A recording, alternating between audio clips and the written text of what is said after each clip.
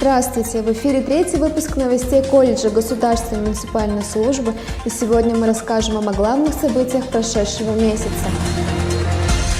Ноябрь начался с международной акции «Большой этнографический диктант».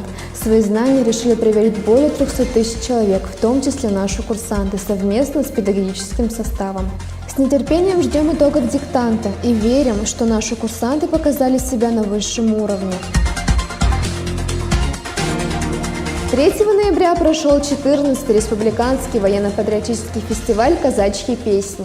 Своей поздравительной речью открыл торжественное мероприятие атаман Союза казаков Удмуртии Сираштанов Анатолий Иванович. В концертной программе приняли участие различные творческие коллективы, а также наши курсанты совместно с членами отряда доброволец Всероссийского студенческого корпуса спасателей. Уходящий месяц был богат на праздничные дни. 4 ноября в России праздновали День народного единства, а 5 ноября – День военного разведчика. И 10 ноября в нашей стране отмечается профессиональный праздник сотрудников органов внутренних дел Российской Федерации. Еще раз поздравляем вас с этими знаменательными датами. Дорогие курсанты, напоминаем вам, что в нашем колледже функционирует школа активного гражданина. Ее руководитель Карепанова Людмила Геннадьевна. И 13 ноября к столетию комсомола была организована экскурсия в Национальный музей Удмуртской республики имени Кузибая-Герда по тематической выставке «Комсомол. Время, события, люди». В музее были представлены фотографии, документы, плакаты, книги, связанные с историей комсомола. В них рассказывается о значении комсомола в формировании у молодежи активной жизненной позиции. С 11 по 17 ноября столица Удмуртской республики принимала у себя вторые международные парадельфийские игры. Они вызвали живой интерес не только в нашей стране, но и за рубежом. Разумеется, мы не могли пройти мимо такого массового мероприятия, и члены отряда доброволец Всероссийского студенческого корпуса спасателей с удовольствием принимали участие в их организации в качестве волонтеров и наблюдателей, и даже выступили совместно с конкурсантами. Игры проводились Национальным парадельфийским комитетом России и правительством Удмуртской республики. С 19 по 21 ноября в спортивном зале ДК «Эшталь» состоялись первенства колледжа по мини-футболу. В соревнованиях принимали участие команды всех курсов. Курсанты показали хорошие результаты и, самое главное, желание побеждать.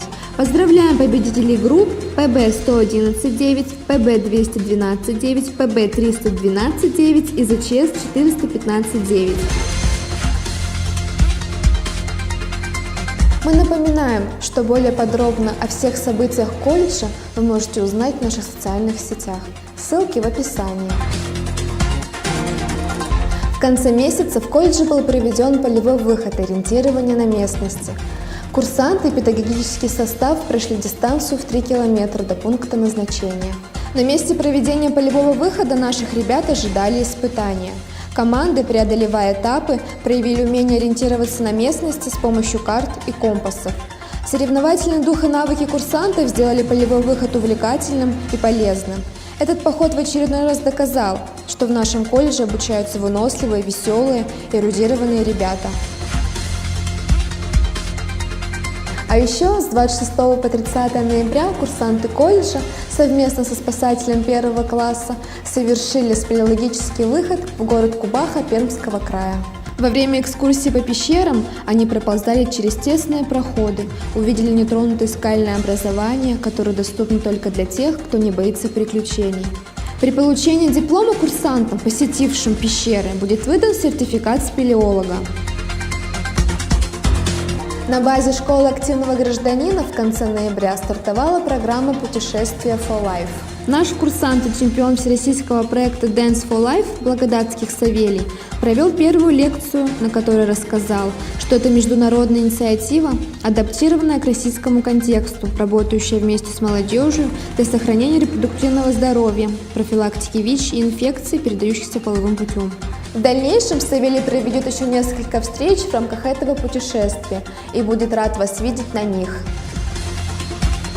А 28 ноября в городе Сарапул школа активного гражданина приняла участие в республиканских студенческих чтениях. Чтение проводится для реализации творческого потенциала обучающихся, повышения мотивации творческой активности.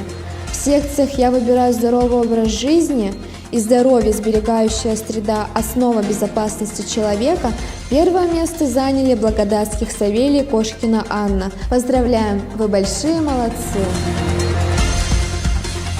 Это были главные новости колледжа Государственной муниципальной службы за прошедший месяц. С вами была я, Бокарева Кристина. До новых встреч!